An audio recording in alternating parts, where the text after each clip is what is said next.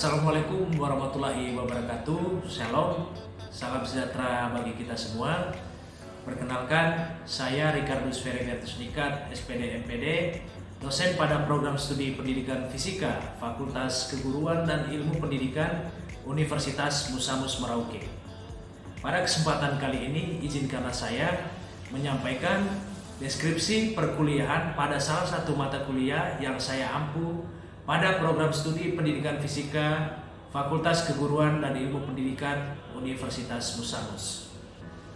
Mata kuliah tersebut adalah mata kuliah sejarah fisika dengan kode mata kuliah B0720-802 dengan bobot 2 SKS. Mata kuliah ini penting dibelajarkan pada mahasiswa semester 3 karena berkaitan dengan kemampuan mereka membelajarkan ilmu fisika di sekolah, di mana mata kuliah ini menjelaskan tentang bagaimana cara membelajarkan ilmu fisika berdasarkan kajian-kajian penemuan yang disampaikan oleh beberapa tokoh pada zamannya. Adapun capaian pembelajaran pada mata kuliah ini adalah mahasiswa mampu menjelaskan hakikat penemuan ilmu fisika, mahasiswa mampu menjelaskan sejarah dan perkembangan ilmu fisika pada zaman permulaan, mahasiswa mampu mendeskripsikan sejarah dan perkembangan ilmu fisika zaman kebangkitan, mahasiswa mampu menjelaskan perkembangan dan ilmu fisika zaman klasik, mahasiswa mampu mendeskripsikan sejarah dan perkembangan ilmu fisika zaman modern. Adapun topik bahasan pada perkuliahan ini adalah yang pertama, hakikat penemuan ilmu fisika, meliputi pengertian hakikat penemuan ilmu fisika. Yang kedua, jenis-jenis hakikat penemuan ilmu fisika. Yang ketiga, keterampilan proses sains dalam menemukan ilmu fisika. Dan yang keempat adalah kajian bidang-bidang ilmu fisika. Topik yang kedua adalah sejarah dan perkembangan ilmu fisika zaman permulaan, meliputi beberapa subbahasan. Yang pertama, karakteristik perkembangan ilmu fisika pada tiga bangsa besar, yaitu Babilonia Yunani kuno, bangsa Mesir, dan juga Romawi. Yang kedua adalah kajian pada masing-masing bangsa untuk menemukan ilmu fisika. Dan yang ketiga adalah implikasi penemuan ilmu fisika zaman permulaan dalam pembelajaran fisika di sekolah. Topik bahasan yang ketiga adalah sejarah dan perkembangan ilmu fisika zaman kebangkitan. Pada topik ini meliputi beberapa subbahasan. Yang pertama, karakteristik penemuan ilmu fisika zaman kebangkitan. Yang kedua, riwayat kehidupan dan penemuan ilmu fisika oleh beberapa tokoh pada zaman kebangkitan. Yang ketiga adalah implikasi penemuan ilmu fisika zaman kebangkitan pada pembelajaran fisika di sekolah. Topik bahasan yang keempat adalah sejarah dan perkembangan ilmu fisika zaman klasik, meliputi beberapa subbahasan. Yang pertama, karakteristik perkembangan ilmu fisika zaman klasik. Yang kedua, riwayat kehidupan dan penemuan oleh beberapa tokoh fisika zaman klasik. Yang ketiga adalah implikasi pembelajaran fisika berdasarkan hakikat penemuan ilmu fisika zaman klasik. Topik yang kelima adalah sejarah dan perkembangan ilmu fisika zaman modern, meliputi beberapa subtopik bahasan. Yang pertama, karakteristik perkembangan dan ilmu fisika zaman modern. Yang kedua, riwayat kehidupan dan penemuan beberapa tokoh fisika zaman modern. Dan yang terakhir adalah implikasi penemuan ilmu fisika zaman modern terhadap pembelajaran fisika di sekolah. Sumber referensi yang saya gunakan dalam perkuliahan meliputi buku, baik itu dalam berbahasa Indonesia ataupun bahasa Inggris, vlog, dan juga sumber video yang terpercaya. Adapun interaksi dalam perkuliahan ini meliputi dua media. Yang pertama, pembelajaran langsung yang dilakukan dalam proses belajar mengajar di kelas, dan juga diskusi yang dilakukan dalam WhatsApp group. Model pembelajaran yang saya gunakan adalah model pembelajaran direct instruction.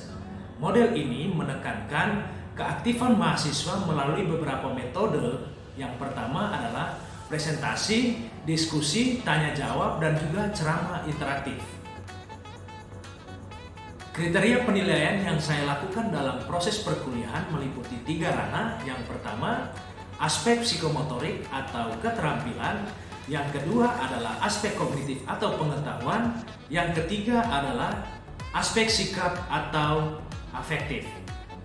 Pada aspek psikomotorik meliputi penilaian kemampuan mahasiswa mempresentasikan makalah dengan baik dan benar dengan bobot 20%. Kemudian pada aspek kognitif meliputi penugasan laporan, kemampuan mahasiswa membuat laporan sesuai dengan kaidah-kaidah aturan yang berlaku dengan bobot 20%. Kemudian yang kedua adalah kuis atau tugas individu dengan bobot 10%. Yang ketiga adalah ujian tengah semester dengan bobot 15%. Dan yang terakhir adalah ujian akhir semester dengan bobot 20%. Penilaian berikutnya adalah penilaian afektif meliputi penilaian diskusi meliputi 10%. Kemudian dan yang terakhir adalah kehadiran dengan bobot 5%. Total keseluruhan penilaian adalah 100%. Berikut adalah cuplikan video pembelajaran yang saya lakukan dalam pembelajaran tatap muka di kelas. Assalamualaikum warahmatullahi wabarakatuh. Shalom. Selamat siang semuanya. Semua ya. Sebelum saya memulai perkuliahan kita hari ini, alangkah baiknya kita berdoa menurut agama dan kepercayaan kita masing-masing. Berdoa dimulai.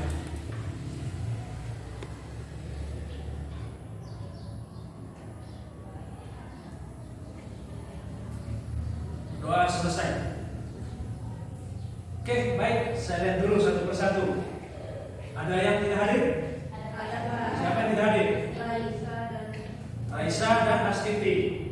Ada yang tahu info keberadaannya beliau? Sakit. Oke, sakit. Ada setelah sakitnya ya? Oke, baik. Pada siang hari ini, siang yang sangat panas ya, oke. Kita akan lanjut pertemuan 2 mata kuliah sejarah fisika, yaitu perkembangan ilmu fisika zaman permulaan. Sebelum saya memulai perkuliahan kita hari ini, mereview dulu. Kalian masih ingat ya? Adakah masih yang memperhatikan minggu lalu ya, pertemuan pertama? Apa kita sudah bahas? Oke, silakan. Hakikat penemuan ilmu fisika. Hakikat penemuan ilmu fisika ada 3 macam. Yang pertama ada fisika sebagai produk, fisika sebagai proses, sikap. Fisika sebagai proses, produk, dan sikap. Ketiga-tiganya itu memiliki kesinambungan. Kesinambungannya apa? Ada sikap, cara pandang kita untuk melihat konsep fisika. Ada proses, bagaimana prosedur menemukan ilmu fisika. Ada produk, hasil yang dicapai pada saat melakukan ini tadi, proses tadi. Apa yang dihasilkan? Berupa konsep, hukum, teori, dan sebagainya. Pada zaman permulaan ini meliputi tiga hakikat tadi. Nah, kita lihat, nanti kita akan bahas satu persatu. Nah, di sini Bapak ada gambar ya. Ada 3 gambar. Gambar yang pertama apa, Alifan? Kemudian yang kedua, Anci. Pesawat terbang. Yang ketiga, apa Orpan? Orang menelpon. Kemudian ada pertanyaan di situ, mengapa hal itu bisa terjadi?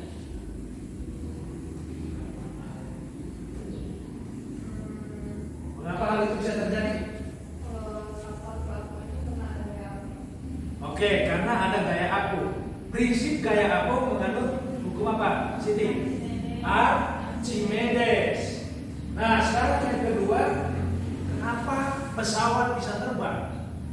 sebuah karya yang fenomena ya, yang fenomenal, di mana kita bisa berpergian pakai pesawat dalam waktu singkat antar pulau, khususnya di Indonesia ya. Dari Merauke ke Makassar cuma 3 jam. Oke, prinsip fisika apa? Pesawat terbang. Apa tadi? Salah satunya gaya akselerasi. Apa lagi?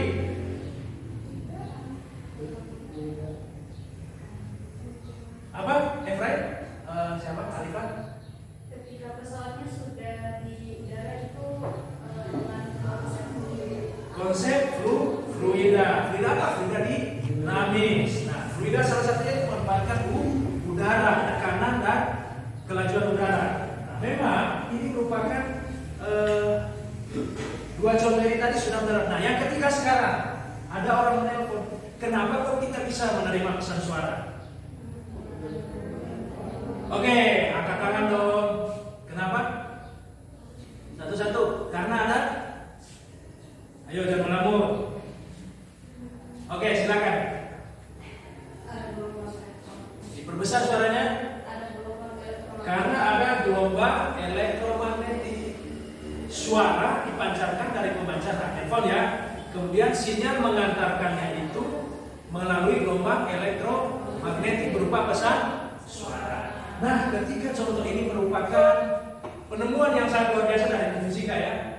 Nah, kalau kita kaitkan dengan materi kita hari ini, penemuan ilmu fisika zaman permulaan. Ya, bagaimana awal mulanya ilmu fisika itu dibentuk? Nah, di sini nanti kita melakukan diskusi kelompok ya.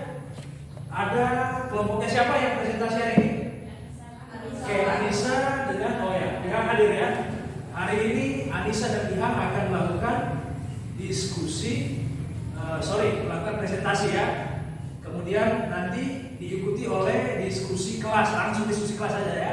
Karena untuk mempersingkat waktu, nanti para biaya sekalian akan memberikan pertanyaan ya, ataupun saran atau masukan terhadap materi yang akan dipresentasikan oleh Anissa. Nah, sebelum masuk ke situ, hari ini kita ingin mencapai beberapa tujuan pembelajaran. Yang pertama, kalian harus mampu menjelaskan sejarah perkembangan ilmu fisika pada awal permulaan.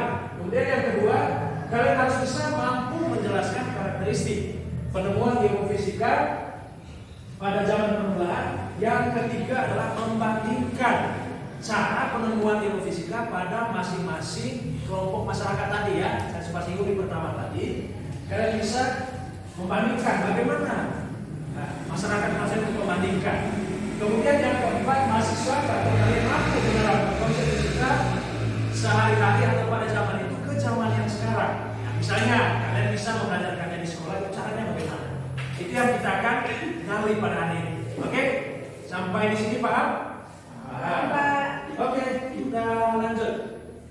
Nah, nanti inti materinya seperti ini ya, Anissa. Kemarin sudah diarahkan ya.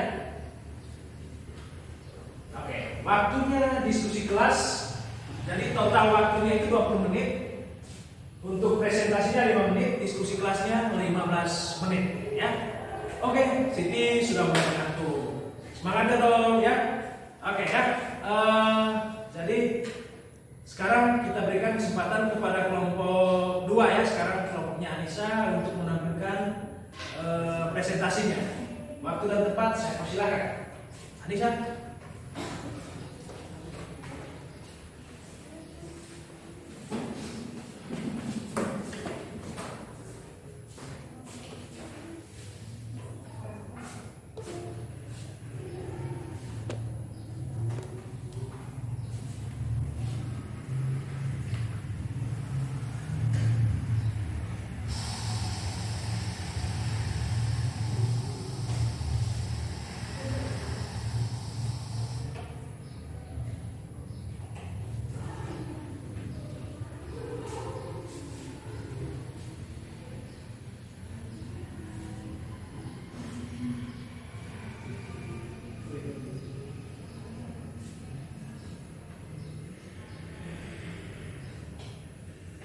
Assalamualaikum warahmatullahi wabarakatuh. Diperhatikan ya. Selamat siang Bapak dan teman-teman.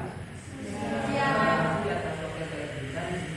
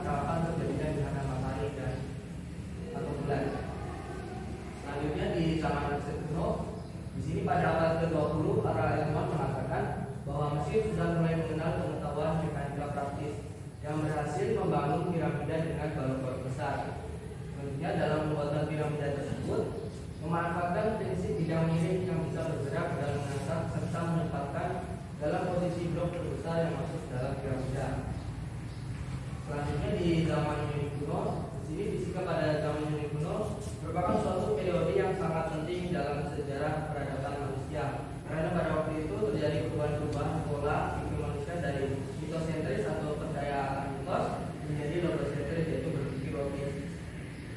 Selanjutnya perkembangan fisika pada zaman ini mulai dirasakan setelah dikenalkan filsafat yang mampu membawa keluar orang-orang dari pola pikir mereka yang masih percaya pada takhayul dan dongeng menuju pada suatu perubahan untuk dapat membedakan yang real dan ilusi, sehingga mereka mampu memperoleh sebuah dasar pengetahuan. Selanjutnya di zaman Romawi kuno. Nah, bila di zaman Yunani itu adalah ahli teori, maka sarjana di Romawi adalah ahli praktek. Jadi tidak ada perubahan di bidang ilmu pada bangsa Romawi. Mereka hanya mengembangkan dari teori yang belum ada sebelumnya atau pada zaman Yunani. Selain itu, berdasarkan sumber yang diperoleh, para sejarah mengatakan bahwa masa Romawi yang merupakan masa terakhir dari perkembangan ilmu pada zaman itu. Baik, sekian presentasi dari kami. Sebelumnya mohon maaf, tidak ada pertanyaan. Oke, kita berikan applause kepada kelompok. Baik, ada pertanyaan, dipersilakan. Oke, silakan Alifah. Jadi tadi kan di rombongan Anissa menjelaskan bahwa pada zaman Mesir kuno itu mereka membuat piramida menggunakan konsep mekanika praktis dan juga bidang medis. Nah, pertanyaan saya, pada zaman itu selain konsep-konsep itu, apa konsep yang mereka praktekkan lagi sehingga mereka bisa membangun itu semua, sedangkan pada zaman itu belum ada teknologi dan sebagainya. Maksudnya konsep fisika yang diterapkan ya, Alifah. Silakan. Mungkin terima kasih untuk pertanyaan sebelumnya dari Arifah, saya bisa menjawab. Jadi pada zaman Mesir kuno, zaman Mesir kuno itu masyarakatnya selain menggunakan prinsip bidang miring itu kan dengan mekanika praktis itu alatnya, tapi untuk proses peletakan batunya mereka menggunakan konsep geometri, walaupun sebenarnya mereka nggak tahu kalau konsep geometri, karena kan tidak mungkin kita menaruh batu dengan bentuk yang berbeda di sebarang tempat. Pasti kita bisa coba itu letaknya di mana supaya bangunan itu menjadi padat dan kuat. Nah, secara tidak langsung mereka menerapkan prinsip geometri. Kemudian untuk teknologi yang mereka gunakan, mereka masih menggunakan teknologi turun-temurun. Artinya belum ada teknologi zaman sekarang ya yang canggih. Mereka masih menggunakan cara-cara atau langkah-langkah yang diturunkan dari nenek moyang mereka. Seperti itu. Oke, ada respon lagi dari Alifah? Sudah cukup? Ya, berarti tadi kesimpulannya Anissa mengatakan bahwa mereka menggunakan teori lain seperti geometri tadi pendekatan itu untuk membuat ukuran piramida itu lebih simetris ya. Dan untuk susunannya bisa menggunakan tadi bidang miringnya, ya konsep bidang miring. Oke, ada lagi? Oke, silakan, Vera.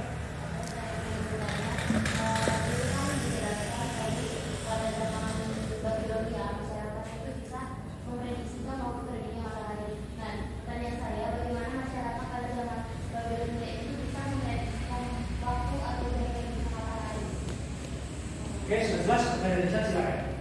Baik, terima kasih untuk pertanyaannya. Bagaimana sih masyarakat Babilonia zaman dahulu itu bisa memprediksi kapan matahari itu terbit? Nah, pada mulanya mereka juga tidak mengerti bagaimana kapan dan jangka waktu berapa lama matahari itu akan terbit. Nah, dengan itu mereka setiap hari itu mengamati berapa waktu dengan menggunakan jam air ya. Di sini kan mereka menggunakan jam air. Di setiap kapan sih matahari itu terbit? Nah, setiap hari mereka mengamati kapan matahari terbit, kapan matahari tenggelam, sehingga mereka menemukan polanya. Nah, polanya itu setiap berapa lama matahari terbit, sehingga mereka bisa menentukan kapan matahari terbit atau tenggelam. Prinsip ini juga bisa digunakan untuk mereka ya sudah meramalkan kapan gerhana matahari dan atau bulan. Mereka hanya bisa meramalkan karena mereka satu kali gerhana bulan atau matahari kan berperiode ya. Mereka mengamati setiap berapa tahun, setiap berapa periode matahari dengan gerhana matahari atau bulan itu terjadi. Jadi mereka melakukan pengamatan terus-menerus sampai mereka menemukan polanya. Oke, jadi intinya adalah mereka memprediksi itu berdasarkan pola ya. Nah, pola itu mereka pelajari akan terus-menerus apakah terjadi peristiwa yang berulang ya yang sama. Nah, itu merupakan bagian dari pencatatan waktu itu ya. Nah, mungkin tidak menyadari bahwa memang itu namanya time ya, waktu. Nah, oke. Selanjutnya ada lagi. Ini sangat menarik ya diskusinya. Pertanyaan saya luar biasa. Ada lagi? Silakan. Ada yang belum paham? Laura, ini siapa lagi yang sedang berubah? Ya, Ibu Yana ya. Ada lagi? Ada lagi yang ingin bertanya?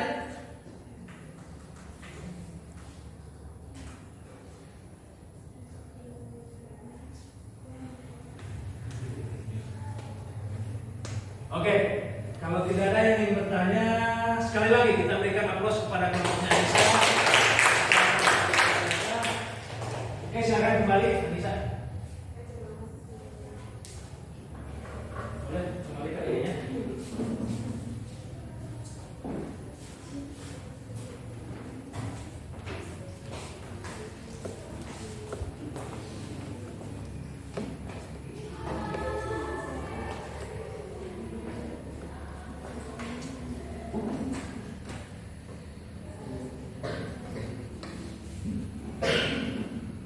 Baik, kalau kita kembali ke presentasi yang disampaikan oleh Anissa dan kawan-kawan tadi, apa yang kita bisa dapatkan, bisa simpulkan? Yang pertama, kalau kita kaitkan dengan tujuan pembelajaran kita hari ini, yang pertama, karakteristik penemuan ilmu fisika zaman permulaan itu apa saja? Saya ingin mendengar dari salah satu dulu. Yang pertama, apa karakteristiknya tadi? Oke, Anissa. Oke, kajian ilmu fisika pada zaman itu merupakan buah pikiran atau pendekatan, ya. Kemudian ada yang kedua, apakah menggunakan teknologi? Tidak ya, teknologi ada, tetapi mereka tidak tahu bahwa itu merupakan suatu teknologi yang sederhana seperti bidang miring tadi ya. Nah, mereka membuat sebuah bukit, nah untuk menggelindingkan balok dan sebagainya. Kemudian yang ketiga apa? Oke, silakan Alifah. Konsep-konsep yang mereka pakai itu masih merupakan turun-temurun dari Oke, konsep fisika yang secara tidak sadar tadi ya, itu diturunkan, diwariskan. Jadi antara satu generasi dengan generasi yang lain menceritakan apa yang terjadi, ya menceritakan apa yang terjadi secara bergantian dari generasi pertama ke generasi berikutnya. Jadi 3 karakteristik itu tadi. Kemudian bagaimana cara mereka menemukan? Melakukan apa tadi? Anissa bilang pengamatan secara berulang-ulang. Kalau kita tinjau ya dari segi proses menemukan ilmu fisika, ada proses ya. Nah itu kan merupakan bagian dari proses ilmuwan, namun tidak lengkap. Ya, tidak runtuh seperti sekarang, seperti dunia modern sekarang yang sehingga menghasilkan produk. Nah, itu yang kalau kita dapatkan, kalau kita kaitkan dengan materi minggu lalu. Sekarang saya ada tulis satu soal. Nanti saya minta satu orang maju ya. Oke, di sini apa yang membedakan cara penemuan ilmu fisika zaman Mesir dengan apa yang membedakan cara menemukan ilmu fisika bangsa Mesir dengan Babilonia? Nah, ini kuis ini merupakan salah satu komponen penilaian. Dan ingat waktu kontrak perkuliahan, kuis ini harus dikerjakan, ya. Apa yang membedakan?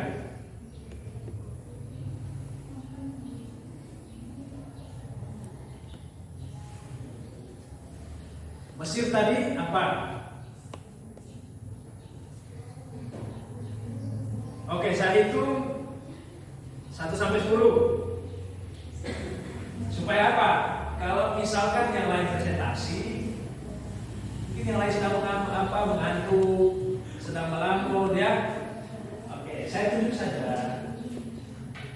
Silakan Desianti maju. Jelaskan saja apa yang Anda pahami, tidak masalah. Salah itu hal biasa ya. Yang menjadi tidak biasa itulah tidak mau melakukan perubahan. Silakan Desianti.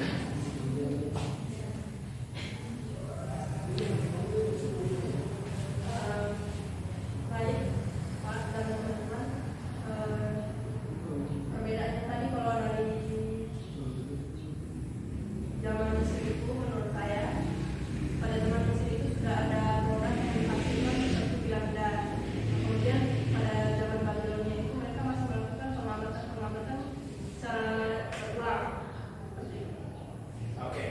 Kalau zaman Mesir ada produk yang dihasilkan, kalau Babilonia berupa teori saja. Betul, betul yang disampaikan oleh siapa?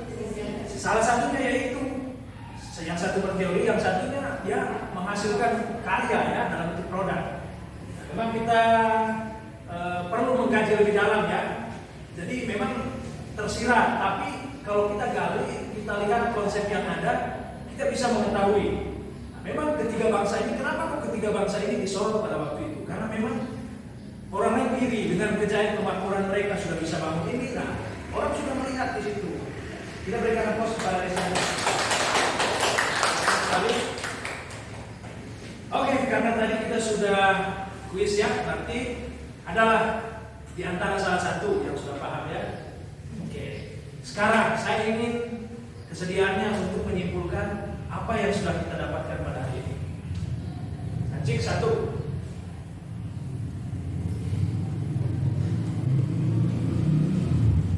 Ayo, apa yang kita sudah dapatkan hari ini?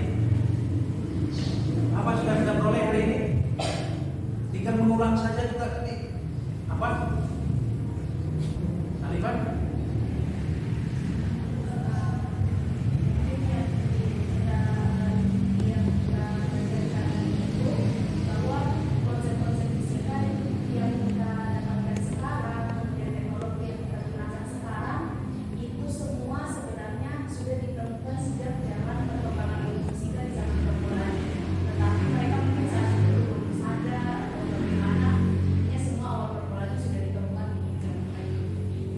Oke, bahwa ada keterkaitan antara penemuan ilmu fisika zaman dulu yang biasa kita gunakan sekarang, seperti tadi contoh bidang miring ya.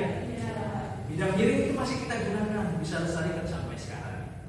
Kemudian bentuk bangunan ya, candi. Nah, siapa yang tidak melihat candi? Nah, candi itu kan merupakan bagian dari juga produk fisika. Oke.